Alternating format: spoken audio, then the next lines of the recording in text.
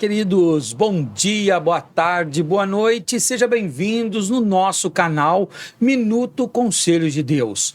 Um canal que foi criado a princípio com o intuito de todos os dias levar um devocional, levar uma palavra, levar um minuto de conselho de Deus para o teu coração. Mas, queridos, o canal foi evoluindo. No canal hoje você já encontra toda a minha viagem a Israel, você já encontra curso básico de discipulado e, lógico, escola bíblica dominical, que é a minha paixão.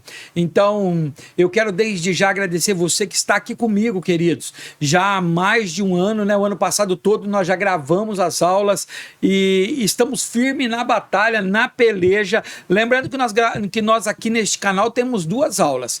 A Betel Adulto, né? Olha lá, ó, que é essa que nós vamos estudar agora. E nós temos também a Viver Mais, que é de adolescente de 14 a 17, que nós aplicamos na nossa igreja, essa revista. Então eu já aproveito para ajudar os professores, para ajudar os alunos que querem aprender um pouquinho mais.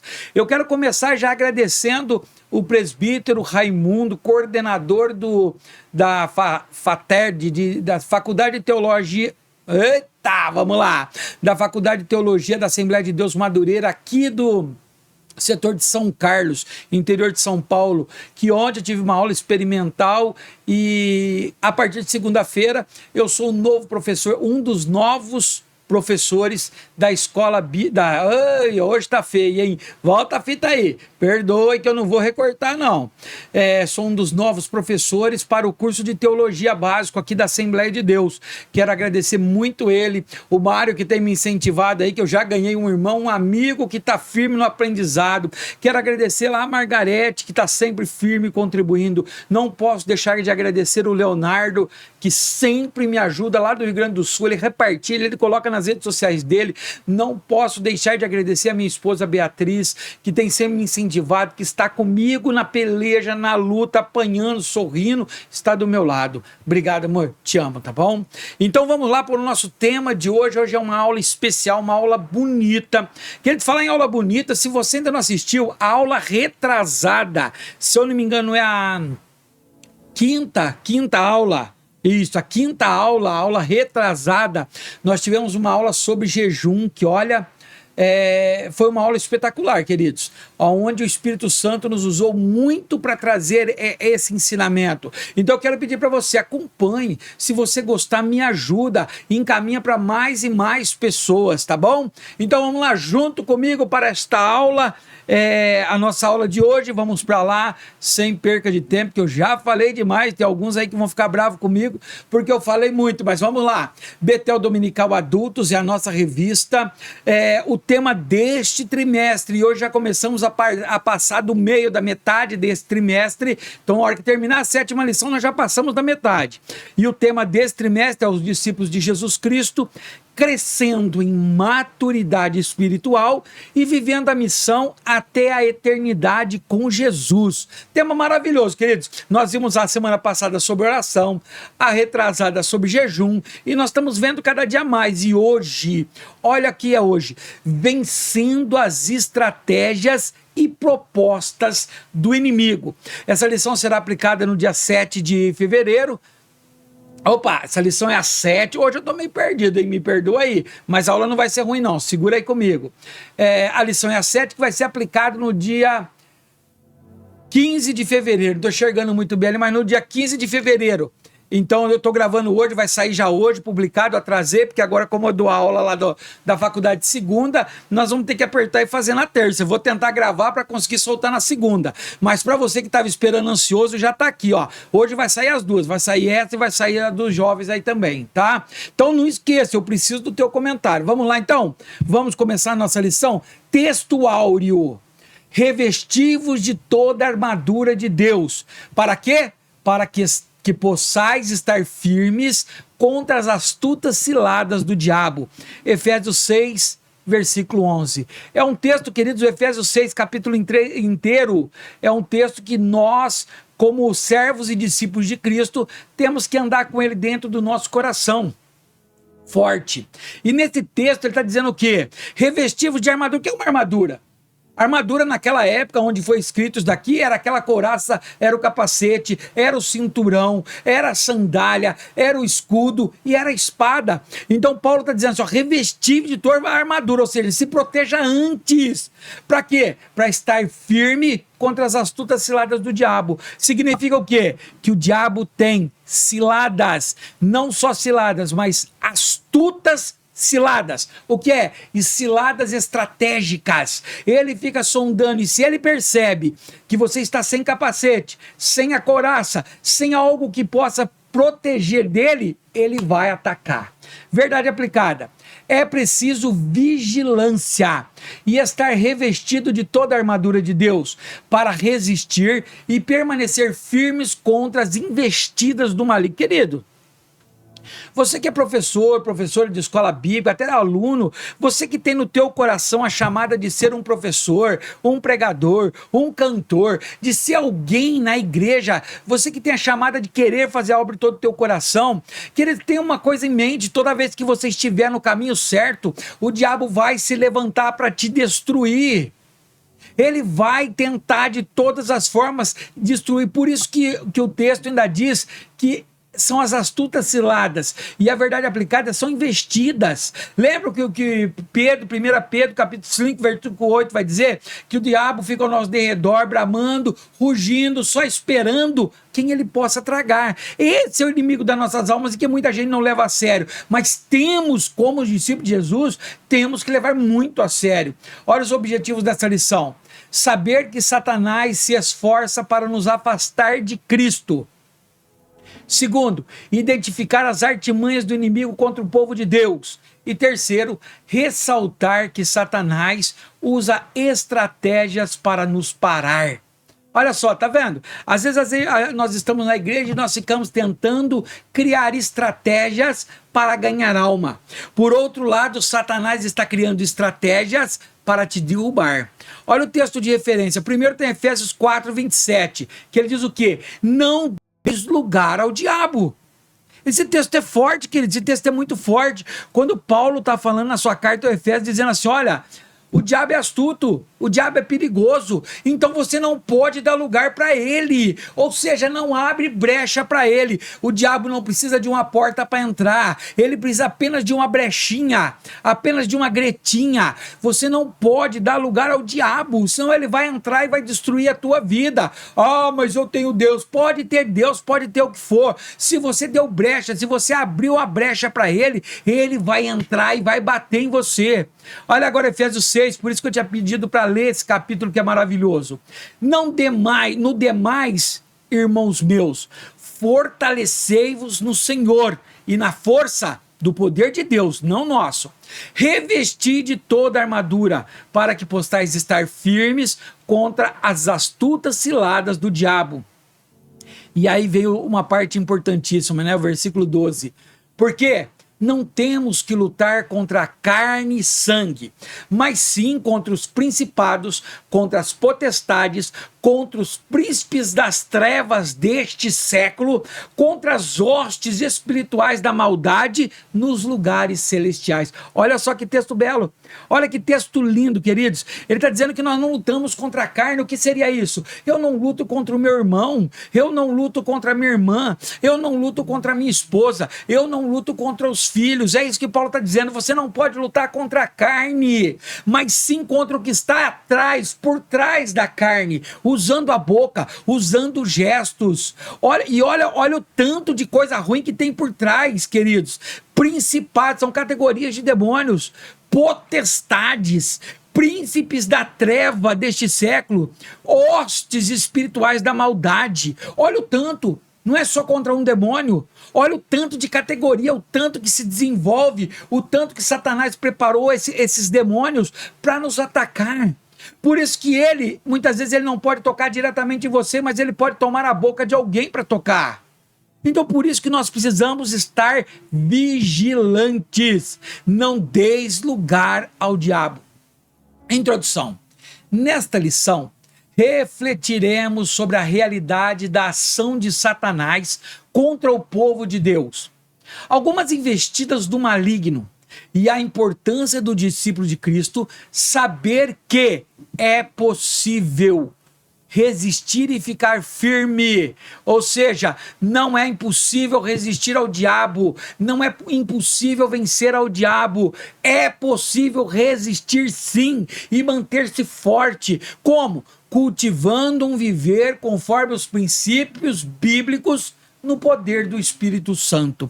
Tópico primeiro: as propostas ardilosas do inimigo, as estratégias, as astutas, aquelas propostas que ele vem disfarçado. Então nós vamos falar um pouquinho sobre isso. Vamos lá. A Bíblia deixa claro que Satanás é um inimigo ardiloso, esperto, que anda em nosso derredor, em nossa volta, como um leão, procurando a quem deve devorar. Aquele texto que eu já disse, 1 Pedro, capítulo 5, versículo 8. Eu gostaria de você, que talvez nunca viu essa cena, mas que agora entrasse, desse uma pausa aqui, entrasse no YouTube e colocasse lá, cena de um leão vigiando um alce para atacá-lo, ou um veado para atacá-lo. Gostaria que você colocasse isso. Vai aparecer, se você nunca viu nesses canais do Discovery, essas coisas aí. Se você nunca viu como funciona, está pastando, vamos imaginar zebra, todo mundo conhece. Está pastando as zebrinhas bonitinhas, listradinhas, tudo corintiano, tudo elas bonitinhas ali. E o que acontece? O leão está com fome, ele precisa levar alimento para sua família. Se ele vê aquele bando e ele sai correndo, o bando vai se dispersar, vai correr cada um para cada um lado, uns vão proteger os outros e ele não vai pegar nada, ele vai ficar babando. Mas qual é a estratégia? Qual é a proposta ardilosa dele? Ele fica embaixo de um arbusto, a cor dele se mistura com a cor do marrom da savana e ele fica só olhando. Ele, o leopardo, olhando, dando volta em volta da manada, do rebanho, ele fica olhando. Fazendo o quê? Procurando quem possa devorar, quem ele possa tragar. E como que ele descobre quem ele possa tragar? De repente, naquela manada, ele viu um filhotinho, ou um doente, ou um manquitolano, que ficou para trás do rebanho, para trás da manada. O que é aquilo? É o que ele está procurando para tragar. Ele sabe que sozinho ele pode pegar, então ele sai correndo, você vai ver no vídeo, ele ataca na jugular do animal, ele mata o animal e toda a família dos leõezinhos lá tem comida.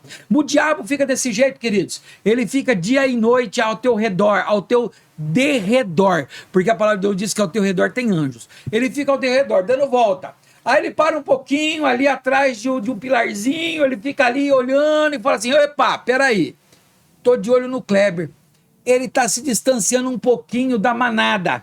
Qual é a manada? A Bíblia Sagrada, a palavra de Deus. Ele está desviando um pouquinho, ele está se afastando um pouquinho das orações. Olha, ele começou a se afastar um pouquinho do jejum. Olha, ele não está nem lendo mais. Ou seja, ele foi ficando para trás do bando, até que o diabo consegue chegar até mim. Ele age sagazmente, ou seja, esperto, com propostas que parecem legítimas, mas seu intuito é tirar o foco dos cristãos, que é Jesus Cristo. Então olha lá o texto, para a gente entender o texto. 1 Pedro 5,8 está aí bem, sejam sóbrios e vigiem. Primeiro, o texto lá dos leões está dizendo assim, ó, não se embriaguem, não se engane, não perca o sentido, não fique levando a vida na tontura, e vigie. Então seja sóbrios, espertos e vigilantes. Opa! Peraí, não foi minha mulher que falou isso, foi Satanás usando a boca. É lógico, querido, que você não vai lá botar a mão na cabeça da tua mulher e expulsar o demônio da cabeça da tua mulher, querido. Ela não está endemoniada, espero que não. Mas às vezes Satanás coloca na nossa boca. Lembra quando Pedro está indo com Jesus e Jesus fala da crucificação, ele fala assim, não, o senhor não vai de Deus. Jesus vira para ele e fala assim para Pedro, Pedro, olhou para Pedro e falou assim, arreda-te dele, Satanás. Pedro estava sendo usado por Satanás, a carne. Entendeu? Então aí ele fala assim, ó, o diabo, que é o inimigo de vocês, ele anda ao redor de vocês, rugindo e procurando quem possa tragar. O rugindo aqui, queridos, não é urrando quando o leão... Não, queridos. Rugindo ele... Porque se ele rugir num som muito alto, tanto nós vamos fugir de Satanás, como a zebra vai fugir do leão. Tá certo? Olha lá Hebreus 12:2, o que ele diz, ó. Tendo os olhos fitos em Jesus, não na ventania. Talvez você está andando sobre o mar, não olhe para os lados. E olhe em Jesus, que é o autor e consumador da nossa fé. Ele, pela alegria que lhe fora proposta, suportou a cruz, desprezando a vergonha, e assentou-se à direita do trono de Deus. Ele, Satanás, emprega artifícios tentadores como dinheiro, fama, riqueza, orgias e outros prazeres mundanos. Então o que o texto está dizendo? O texto está dizendo assim: o Satanás é tão sagaz, é tão esperto, que ele vive ao teu redor, sondando você, e ele fala assim: opa, peraí, olha lá, o problema do Kleber é o dinheiro.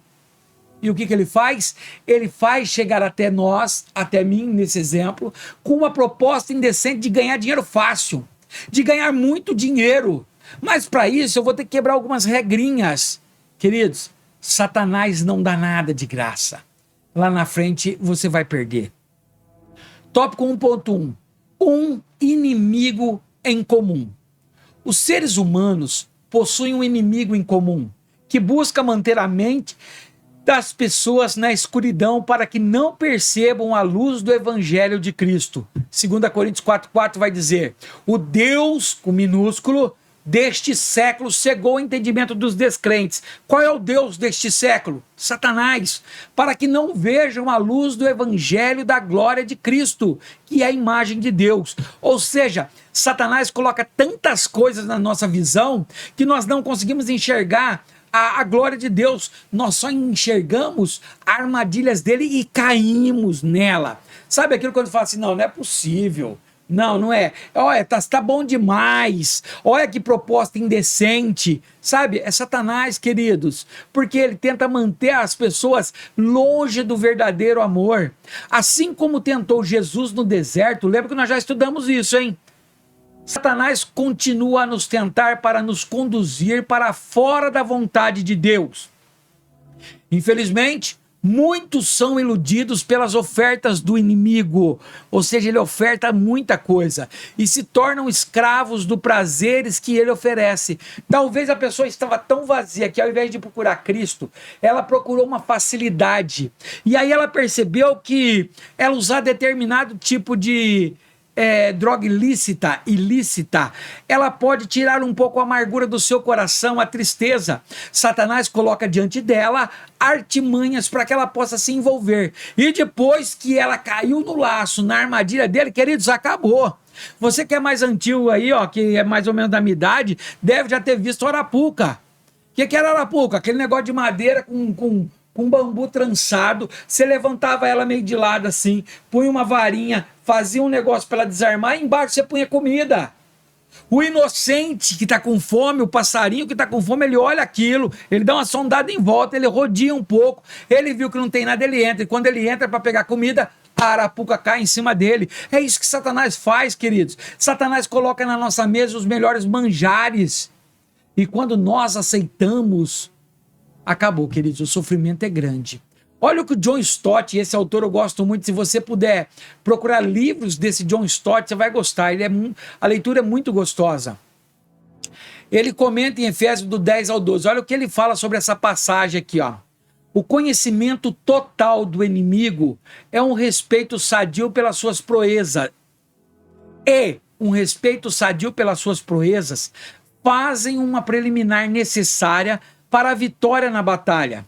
Semelhantemente, se subestimarmos nosso inimigo espiritual, não veremos necessidade para a armadura de Deus. Sairemos despreparados para a batalha, sem armadura alguma, senão o nosso frágil esforço, e seremos rapidamente derrotados do modo vergonhoso. Paulo nos dá uma descrição completa e assustadora das forças organizadas contra nós. Lembra? Potestades, regiões celestiais, sabe? Tudo aquele monte, ele mostra, olha o tanto de entidades, o tanto de categorias de demônios que estão preparadas para te derrubar, e você está achando que é o teu irmão que fez isso, e você está achando que é o teu cônjuge que fez isso, você está achando que é o teu filho. Querido, Satanás está por trás, e se nós não conhecermos as artimanhas dele, nós vamos cair. Continuando, a descrição aqui que nós já vimos, né? Finalmente, fortaleçam no Senhor e no seu poder. Vistam toda a armadura de Deus para poderem ficar firmes contra as ciladas do diabo. Pois a nossa luta não é contra pessoas. Olha essa linguagem, nova versão internacional. Mas contra os poderes e autoridades de Satanás, contra os dominadores deste mundo das trevas, contra as forças espirituais do mal nas regiões celestiais. Olha contra o tanto de coisa que nós temos que lutar, hein? 1.2. As tentativas de nos afastar de Cristo. Muitas pessoas acham que aceitar a Cristo como seu Senhor e Salvador é sinônimo de uma vida tranquila, porém Cristo nos disse que neste mundo nós teríamos tribulações. Então, olha, entenda isso, queridos. Muitas pessoas acham que apenas aceitar Jesus já é suficiente, que não vai ter mais luta, que não vai ter mais problema, que o seu vizinho, né, Leonardo, vai parar de te perturbar. Não vai, queridos, porque a nossa luta não é contra o vizinho, a nossa luta não é contra o cônjuge, a nossa luta é contra esse monte de categorias de demônios que Satanás trabalhou, formou para que pudesse nos destruir. Porém, Cristo nos disse que nesse mundo nós teríamos tribulações, nós teríamos problema. O inimigo ataca os seguidores de Jesus Cristo continuamente, que é o texto lindo, né? E eu lhe disse essas coisas para que em mim vocês tenham paz, em Jesus. Neste mundo vocês terão aflições, contudo tenham ânimo. Eu venci o mundo. Ou seja, Jesus está dizendo, olha, no mundo já não é mais pertencente a Satanás, eu já venci esse mundo. Vocês vão ter aflições, mas vocês vão vencer também. Os primeiros cristãos sofreram muitas aflições. O rei Herodes, por exemplo, resolveu perseguir os membros da igreja e mandou matar Tiago, irmão de João, à espada. Olha Atos 12:2. E mandou matar a espada Tiago, irmão de João. Herodes, para tentar sacrificar e parar o movimento de Cristo, ele pega Tiago, que era um dos Pedro, Tiago e João, era um dos íntimos ali de Jesus, e manda matá-lo. Desde o início da igreja, o inimigo usa suas estratégias diabólicas como obstáculos na vida daqueles que decidem seguir o Senhor. E se você olhar, queridos, isso foi todo o tempo. Mesmo que muitas vezes Deus permitiu para tentar educar o teu povo, Satanás não parou, queridos. Se você acha que Satanás, que depois que Jesus Cristo voltou ao céu, que os discípulos pregaram a palavra, se você acha que diminuiu, queridos, que Satanás perdeu as suas forças, dá uma lidinha sobre o Holocausto, dá uma lidinha sobre o que Satanás fez Hitler fazer. Queridos, é espantoso, é um negócio, olha, não dá nem para comentar. Satanás não brinca em serviço. Você pode brincar de ser cristão, mas Satanás não brinca no serviço dele. Ele não brinca de ser diabo. O demônio não brinca de soldadinho. Por isso que nós temos que vigiar. Nós temos que não dar espaço para ele. Olha o que o bispo Abner Ferreira comenta. Desde a queda de Satanás, a terra tornou-se o palco de artimanhas malignas, enquanto Deus manifesta o seu amor. Lembra João 3,16? E Deus amou o mundo de tal maneira, blá, blá, blá. Então, põe aí. O maligno semeava o joio, lembra na semeadura do trigo? Assim, desde o princípio, Satanás tem rodeado a terra, com intentos malignos no coração, pois ele é o inimigo de Deus e sua obra. Certo? Entenderam o comentário? Olha agora 1.3 para terminar o tópico primeiro, para mim te perguntar se a aula está sendo boa. As tentativas de nos parar por medo. Então olha o tema. As tentativas de nos parar por medo. A guerra contra o inferno faz parte da jornada do discípulo de Cristo na terra. Então preste atenção. Essa guerra, a batalha contra Satanás, só vai terminar quando nós formos resgatados ou morrermos. Do contrário, enquanto você estiver respirando, Satanás estará tramando para te derrubar. É o que Paulo chamou de o bom combate. 1 Timóteo capítulo 1, versículo 18 vai dizer: Timóteo, meu filho, dou-lhe essa instrução, ou seja, eu te ensino, segundo as profecias já proferidas a teu respeito, Timóteo. Ou seja, já falaram que você vai ser grande e poderoso, para que seguindo você combata o bom combate. Ou seja, olha, você já tem profecias, mas combata o bom combate. Ou seja, Satanás não vai parar. Não é porque você está tantos anos na igreja, que você jejua, que você ora, que ele esquece de você. Não, queridos. Ele pode se afastar de você como fez com Jesus, por algum determinado tempo, mas ele vai voltar. Após Elias derrotar os profetas de Baal, o inimigo usou Jezabel para tentar parar o profeta, que chegou a pedir a morte. Olha 1 Reis 19, versículos 2 e versículo 4. Por isso, Jezabel mandou um mensageiro a Elias para dizer-lhe: que os deuses me castiguem com todo rigor, caso amanhã nesta hora eu não faça com a sua vida o que você fez com eles.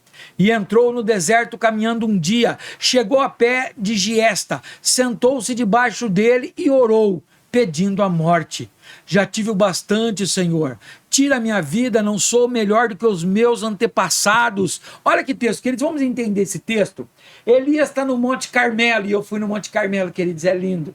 Elias está no Monte Carmelo, e aí ele contra 450 profetas de Baal e 400 de Aserá, ou Azerá, dependendo o jeito que você lê. E ele faz o teste lá com Deus, e depois que ele vence, que Deus desce fogo do céu, ele mata a espada 850 profetas. E ele sai dali, imagine, vitorioso. Mataram 850 profetas. Ele venceu o grande desafio do Monte Carmelo, do fogo. E aí Jezabel manda um recado para ele falando que ela vai matar ele. Ele tinha matado, querido, a faca, ele tinha vencido. Deus estava com ele, provando que Deus dava chuva, que Deus dava fogo para ele. E ele deixa Satanás usar a boca de Jezabel contra ele e aceita a afronta. A palavra lá, Elias achou que estava sozinho, Elias ficou com medo no combate contra a idolatria. E ele diz: e eu fiquei só, e buscam a minha vida para me tirarem. Olha o drama que ele está fazendo. Ele tinha acabado de fazer a coisa mais linda. Está lá em 1 Reis 19, 10. Deus, porém, mostrou a Elias que ele não estava sozinho. Havia outros 7.000 que não se dobravam a Baal e não beijaram a sua imagem. Olha lá. Aí ele está preocupado: mas só sobrou eu. Jezabel agora quer me matar. Leva-me, Senhor, tira a minha vida. Não faz mal que o Senhor me usou. E aí Deus vira e fala para ele assim: no entanto, Elias, fiz sobrar 7.000 em Israel, todos aqueles cujos joelhos não se inclinaram diante de Baal, e todos aqueles cujas bocas não beijaram. Deus estava falando para ele: Elias, o que é isso? O que você está resmungando? Eu separei, está guardado aí, reservado aí, 7.000 profetas que não se curvaram a Baal, então você não está sozinho. Deus, porém, mostrou ele. Esse daí já li, né? Isso mostra que Deus zela por sua palavra e não nos deixa desamparado dessa luta. Ou seja, quando você vai batalhar com Satanás, você não está sozinho.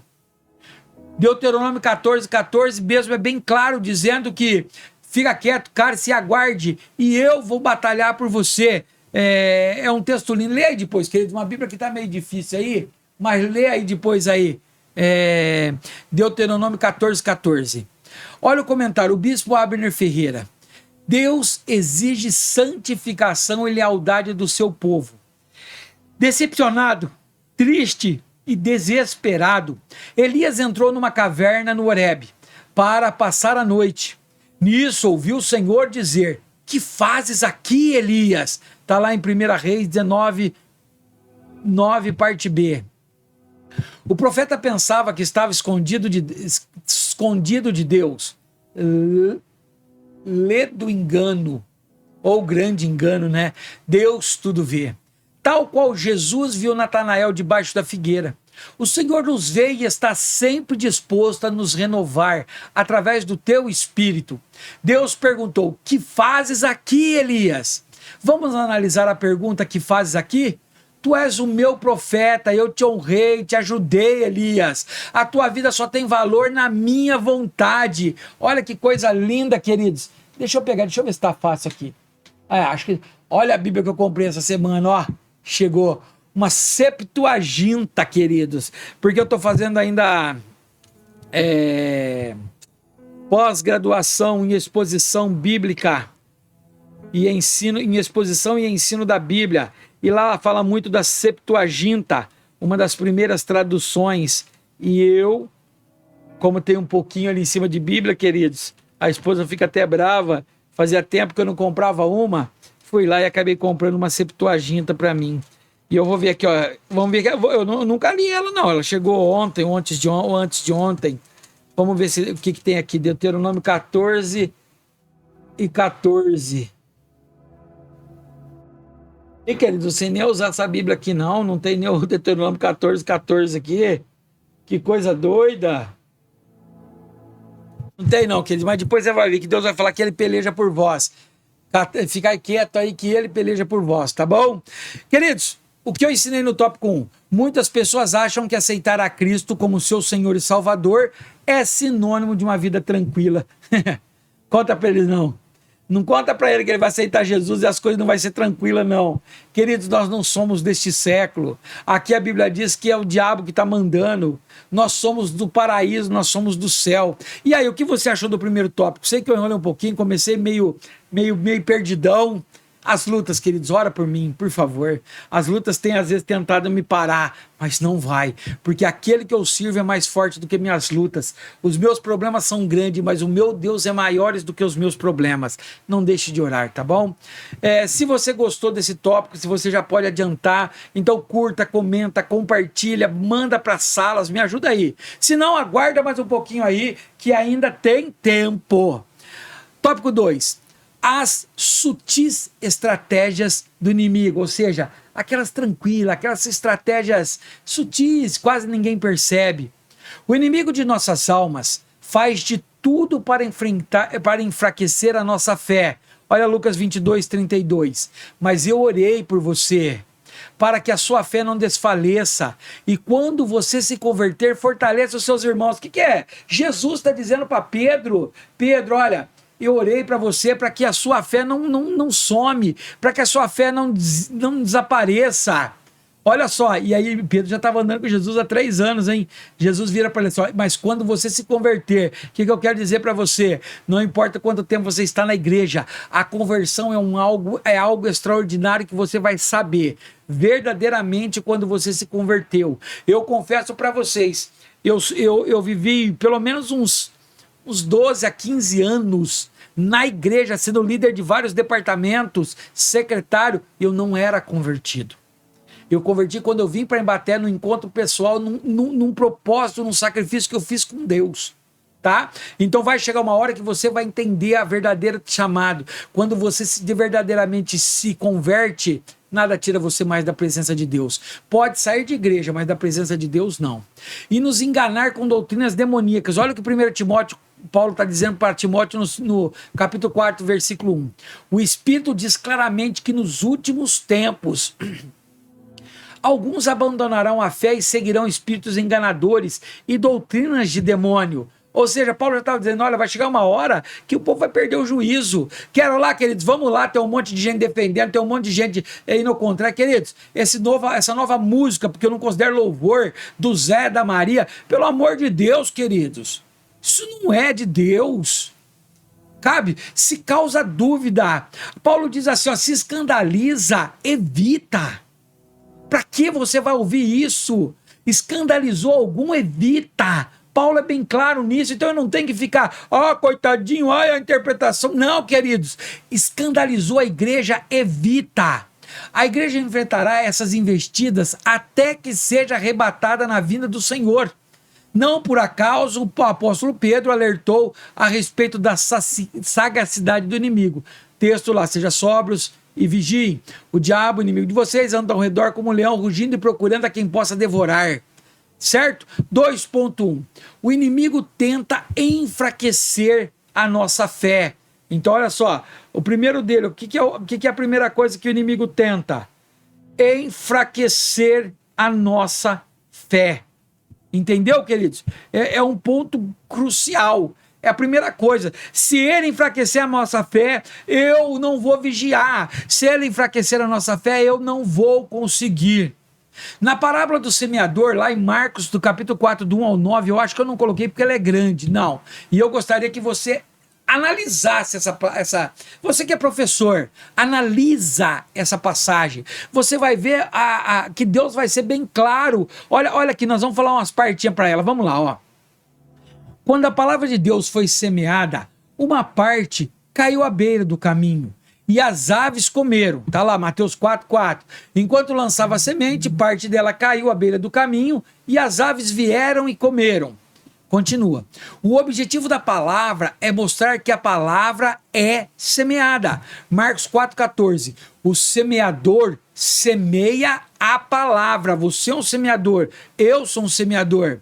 Mas alguns são como a semente que cai à beira do caminho, ou seja, você semeou a palavra na tua igreja. É o que Jesus está tentando explicar com a palavra do semeador. Então não espere que por mais belo que Deus tenha te usado, por mais maravilhoso que tenha sido o culto, queridos, sementes são lançadas e a maioria é caída pelo caminho. Algumas as aves tiram. Deus está dizendo que são levadas, olha lá. Ó. Assim, mas alguns são como semente que cai à beira do caminho. Assim ouvem a palavra. O inimigo arranca o que foi plantado neles. Olha lá, Marcos 4,15. Algumas pessoas são como a semente à beira do caminho, onde a palavra é semeada. Logo que ouve, Satanás vem e retira a palavra delas. Quantos, queridos, que não tem acontecido isso na igreja? Ele entra na igreja, ele aceita Jesus, ele recebe a palavra, mas ele perde para Satanás. Satanás vai lá e arranca. Não é assim. O que ele falou está errado. Isso não é assim. Eu não aceito. A Bíblia não diz. Queridos, a fé esfriou. Ao invés de acreditar na palavra que o fez convencer, porque foi o Espírito Santo que o convenceu, ele cita outras coisas. O inimigo rouba a palavra de Deus porque odeia a fé que ela produz no coração das pessoas. Romanos 10,17, gosto muito demais desse versículo. Consequentemente, a fé vem por ouvir a mensagem, e a mensagem é ouvida mediante a palavra de Cristo. Ou seja, a tua fé, ela é fortalecida quando você usa a palavra, ouve a palavra, medita na palavra. Se o diabo rouba a palavra de você, ele não está roubando só a palavra, ele está roubando a sua fé.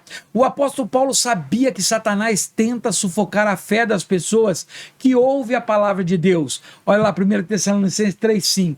Por essa razão, não suportando mais, enviei Timóteo para saber a respeito da fé que vocês têm, a fim de que o tentador não o seduzisse, tornando inútil o nosso esforço. Olha só, quem que é o tentador? É Satanás. Paulo está dizendo assim, olha, por essa razão eu estou mandando aí, para vocês, Timóteo, para vocês conversarem com ele, ouvir a palavra e saber a respeito da sua fé. Por quê? Porque o tentador vai te seduzir. Se você bobear, ele vai seduzir, tornando inútil nós pregarmos o evangelho.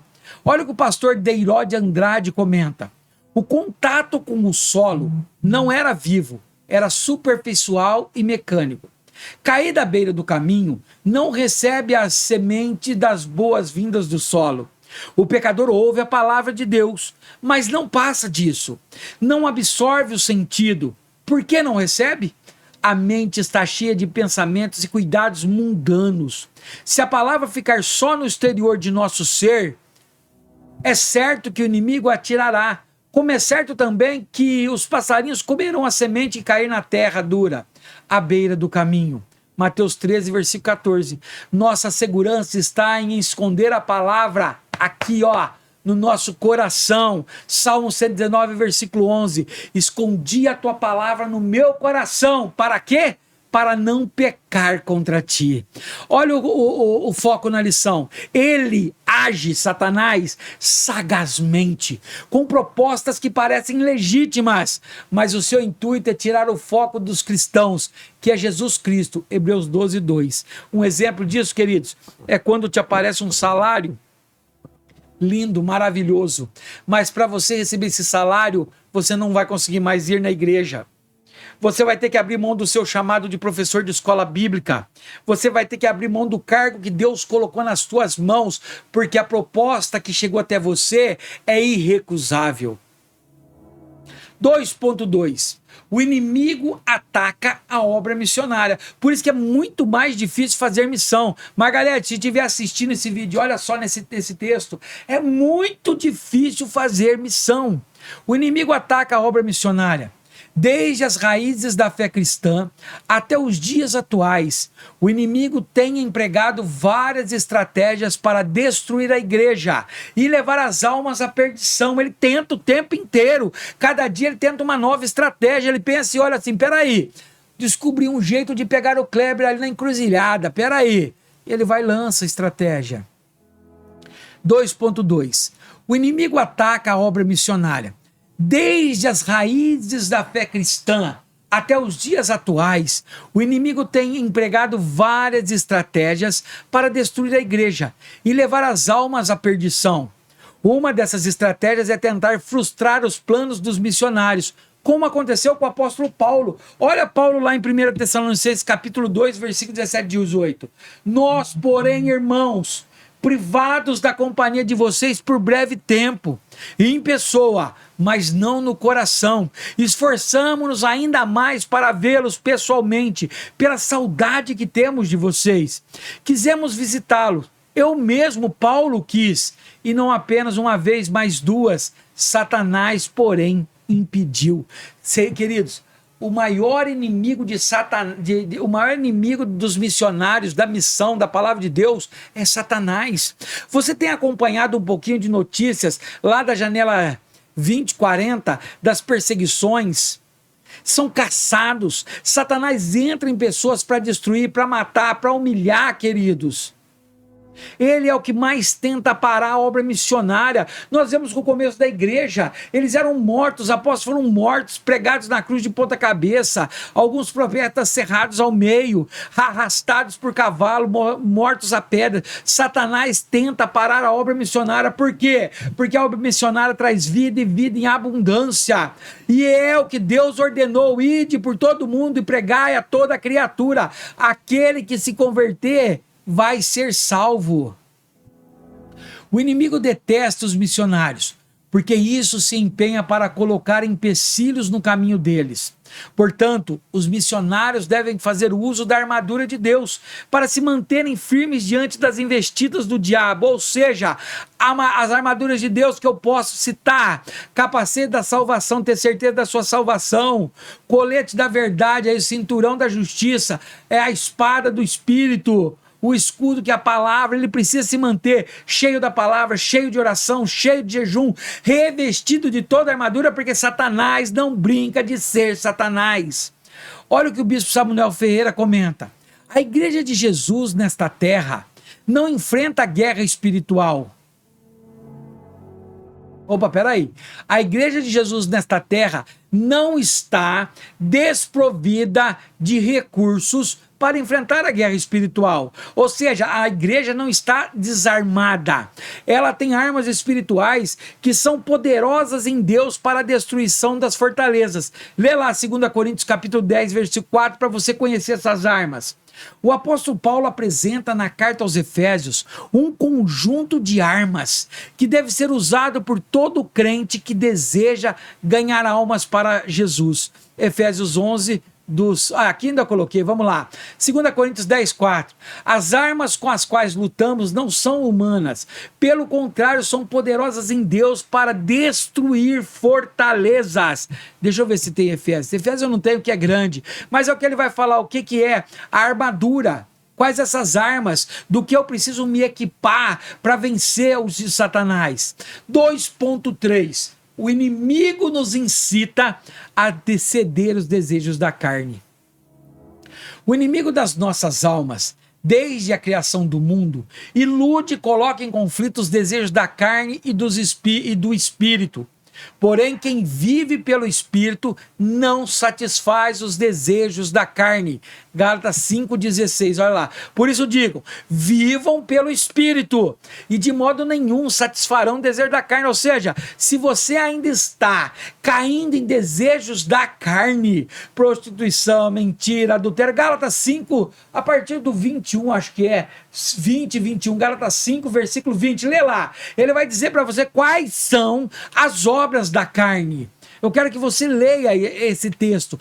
Continua do 5,16, vai lendo ali. Ele vai te falar quais as obras da carne. Se você estiver cheio do Espírito, você não cai na obra da carne. Na luta contra os desejos da carne, não devemos ceder a sentimentos, palavras e ações que afrontam a nossa identidade em Cristo. Quantas pessoas Satanás não tem derrubado por estar colocando armadilhas da carne, sedução, adultério, fornicação, prostituição e tantas outras erros e enganos, homem com homens, mulheres com mulheres. Queridos, Paulo já condenava isso. Olha o que o bispo Abner Ferreira diz. Devemos entender claramente que não são as pessoas físicas que se opõem a nós, não é carne nem sangue. Em toda ação que os outros se empreendem contra nós pelo fato de estarmos em Cristo, a mão do inimigo está presente, ainda que de forma sigilosa. Lembra Efésios 6:12? São verdadeiras estratégias de guerra não convencionais. Paulo a chama de astutas ciladas, que geralmente passam despercebidas. Por isso, precisamos estar em comunhão com o Espírito e revestidos da armadura de Deus. O que eu ensinei no tópico 2, o inimigo de nossas almas faz uso de tudo para enfraquecer a nossa fé.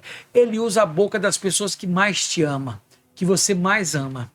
Feito o tópico 2, e agora já consigo receber o meu like aí?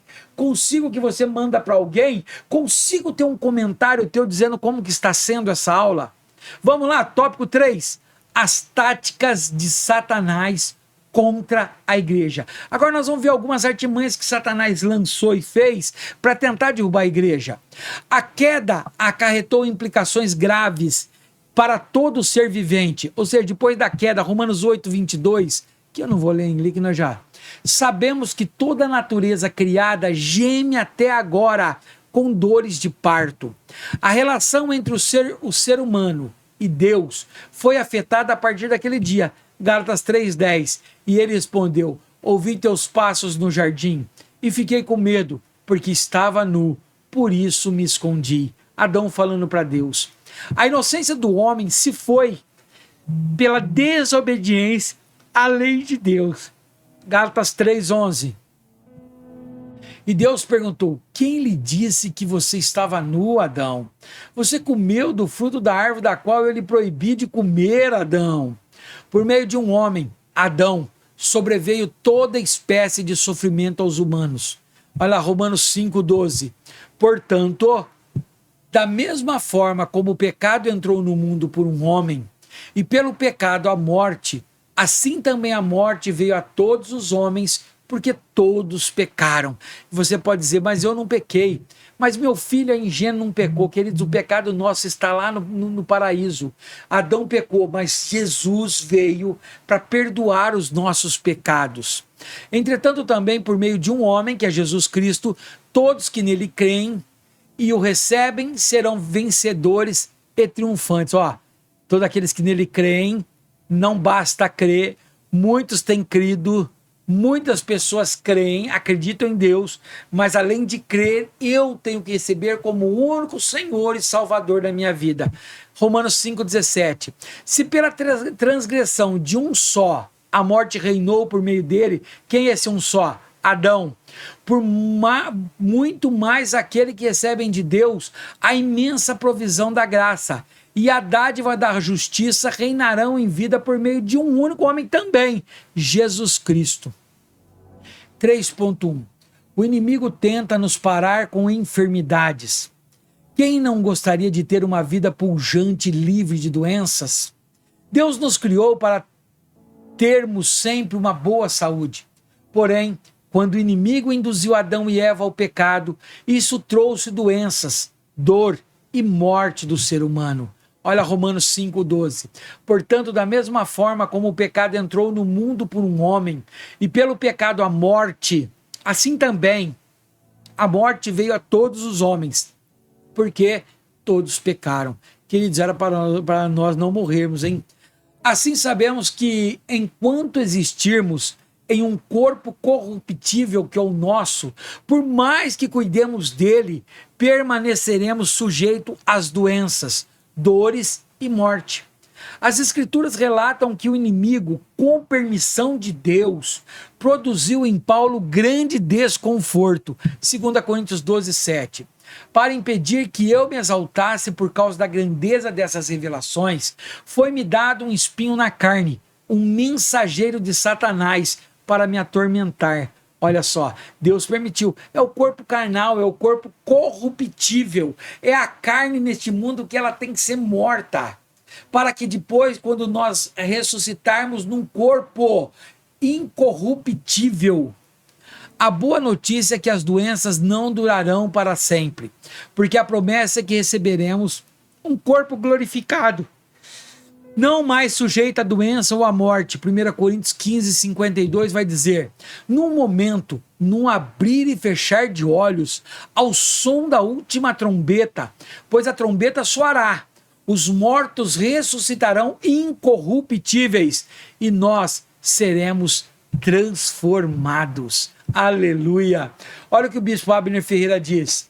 Na sua inocência, o casal no Éden não conhecia o mal. Está lá em Gênesis 2, 25. Deixa eu ver. Está ali, ó. O homem e sua mulher viviam nus e não sentiam vergonha. Pela proposta da serpente, eles passariam a conhecê-lo.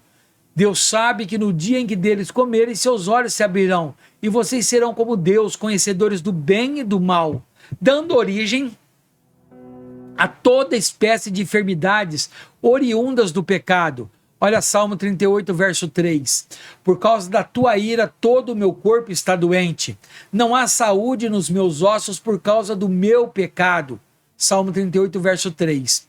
Há um mal terrível que vi debaixo do sol, riquezas acumuladas para a infelicidade do seu possuidor. Eclesiastes capítulo 5, versículo 13. 3.2. O inimigo tenta nos parar com atrativos, com algo que te tira da presença de Deus. Quantas pessoas não têm parado por causa do adultério? Precisamos nos fortalecer espiritualmente. As pessoas hoje se atentam para o exterior, para a beleza, perdem horas em academia para fortalecer o corpo, mas não fazem nada para fortalecer o espírito. A Bíblia atribui o fortalecimento espiritual ao poder de Deus. Olha alguns textos, vamos ler. E Deus é poderoso para fazer que lhe seja acrescentada toda graça, para que em todas as coisas, em todo o tempo, tendo tudo o que é necessário, vocês transbordem em toda boa obra. 2 Coríntios capítulo 9, versículo 8. Aquele que é capaz de fazer infinitamente mais do que tudo que pedimos ou pensamos, de acordo com o seu poder que atua em nós. Efésios 3, versículo 20. Dou graças a Cristo Jesus, nosso Senhor, que me deu forças e considerou fiel, designando-me para o ministério. 1 Timóteo, capítulo 1, versículo 12. Portanto, ele é capaz de salvar definitivamente aqueles que, por meio dele, aproximam-se de Deus, pois vive sempre para interceder por eles. Hebreus 7, versículo 25. Aquele que é poderoso para impedi-los de cair e para apresentá-los diante da sua glória, sem mácula e com grande alegria. Judas capítulo 1, versículo 24. Ou seja, a Bíblia atribui o fortalecimento espiritual ao poder de Deus. Não teu, não meu, ao poder de Deus.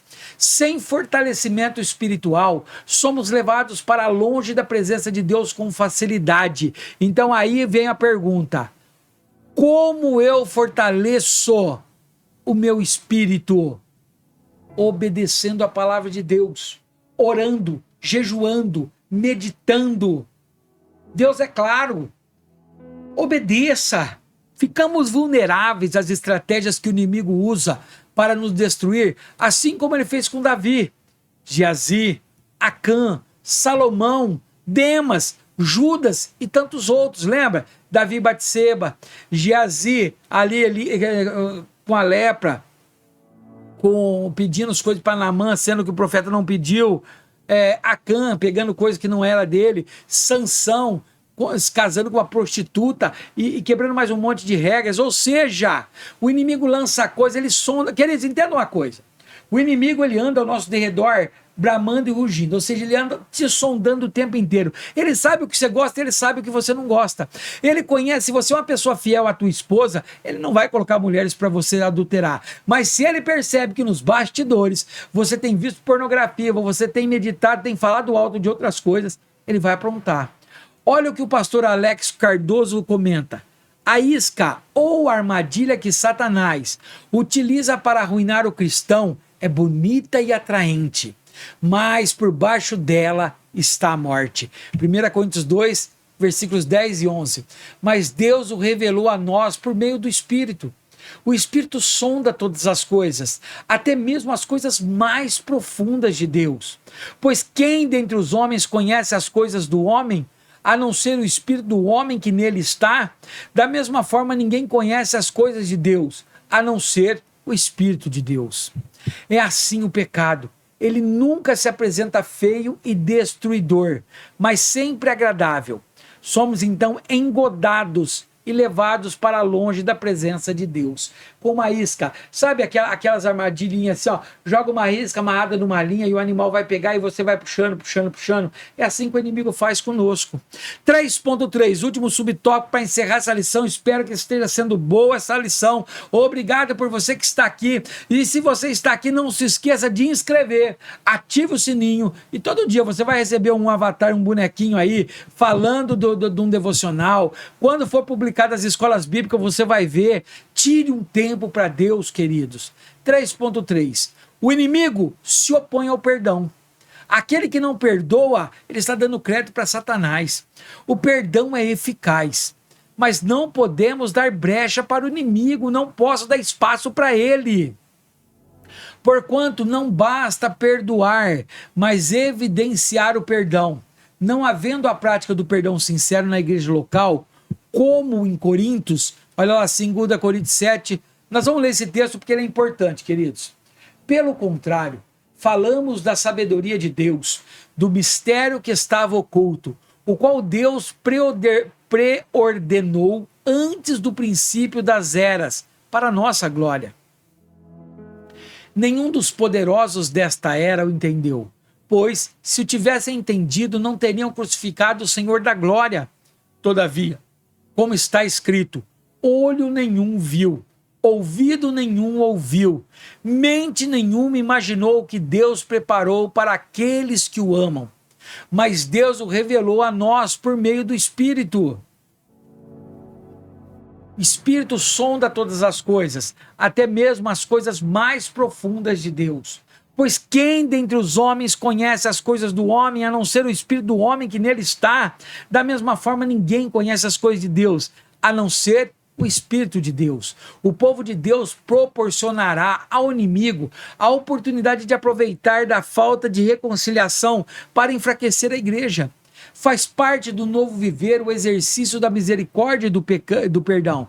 Efésios 4:32. Sejam bondosos e compassivos uns para com os outros, perdoando-se mutuamente, assim como Deus perdoou vocês em Cristo. Ei, você acha que a pessoa que te fez mal não merece perdão?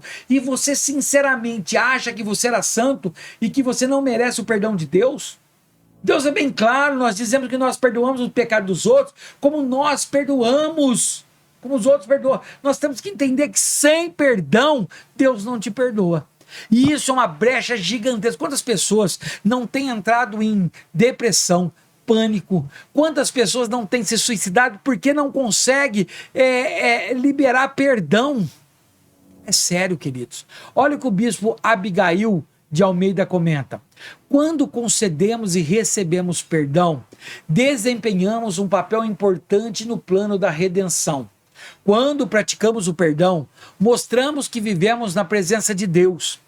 Em 2 Coríntios capítulo 2, versículos 5 a 17, Paulo nos convida a reaver a importância, o poder e a vivacidade do perdão.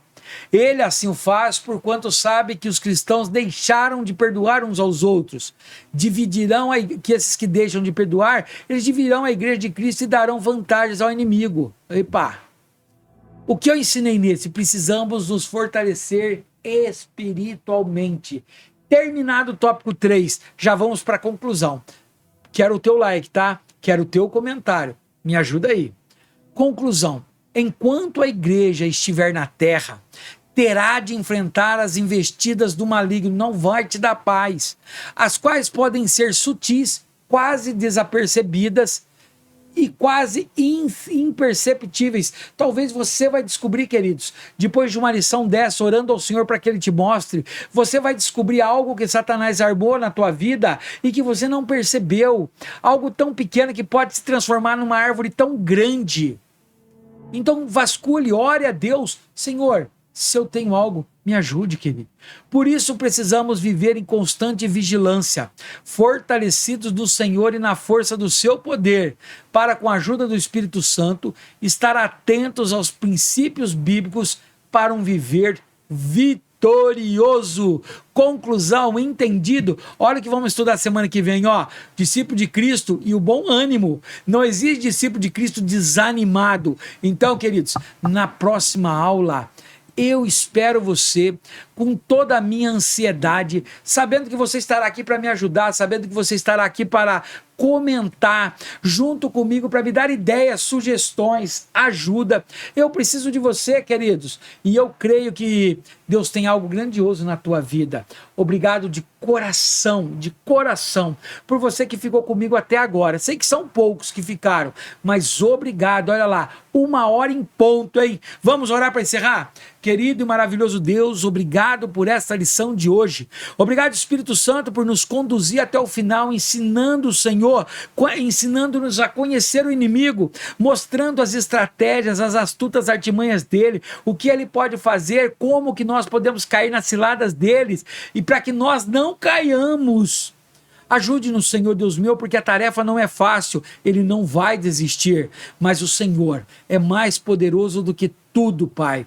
Ajude-nos a entender que a nossa luta não é contra as pessoas, mas contra o que está por trás de tudo isso. Senhor, é o que te pedimos, fique conosco, em nome de Jesus, amém e amém. Obrigado por você ter ficado até agora comigo, que Deus te abençoe e te espero na próxima aula.